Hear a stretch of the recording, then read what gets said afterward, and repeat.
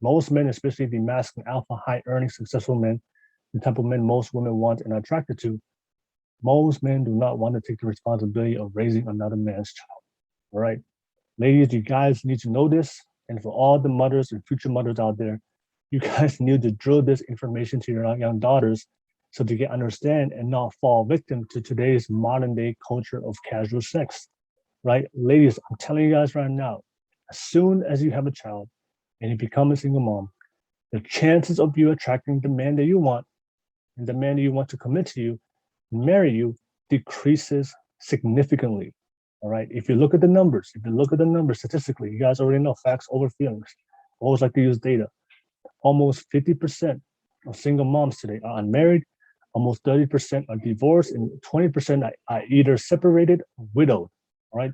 So if you look at those statistics, you can see that half of them are unmarried. So the biological father didn't want to take the responsibility to take care of his own child. What does that mean? It means the women out there today are just having casual sex without fully vetting these men to make sure that these are the type of men that love them, that these are the type of men have shown commitment and are ready to invest his future into the mother and the child. Think about that statistic, 50%.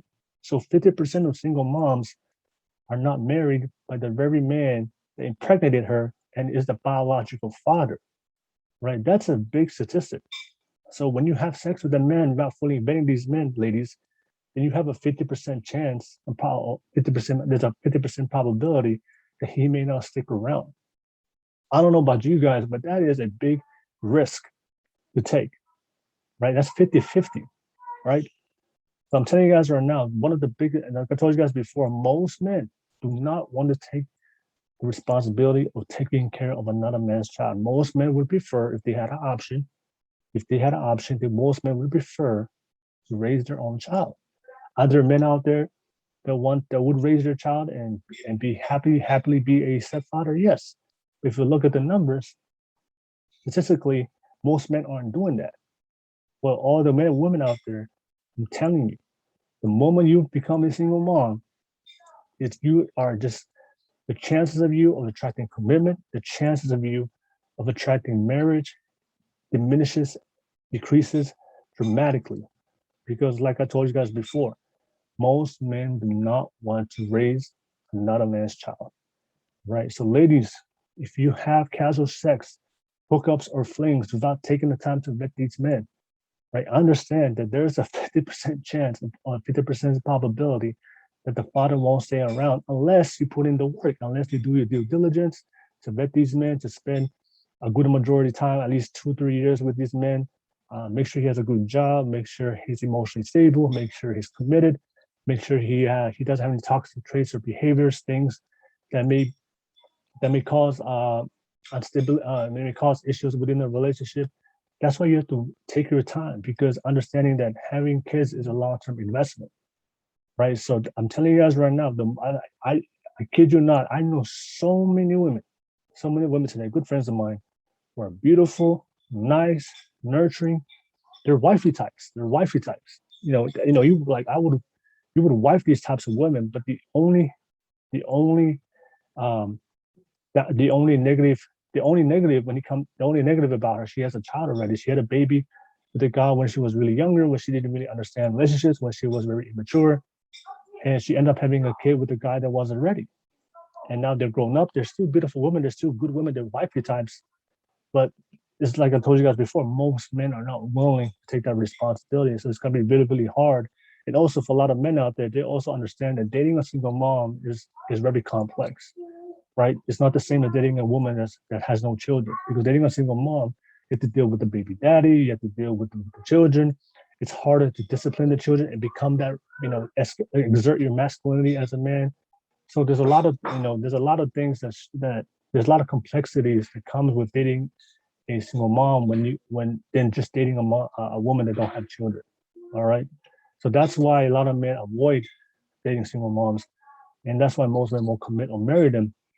And you have to find guys that actually wanted to take that. But the most important thing is the reality for a lot of women out there is, if they do find that guy that they willing to take care of their children and fill that role, usually it's not the man that you want. So you end up having to settle for a man that you don't really like or sexually attracted to, but just because he's the only man available, you settle. But a lot of times when you settle for a man you don't really like or not sexually attracted to, that's very toxic, and you end up having very toxic relationships because you don't really love you don't love that man, right? You just settle for him, but he loves you, but you don't love him, but you settle for him because you need somebody to fulfill that role of the father for your kids, or you need somebody to be around to help you raise those kids.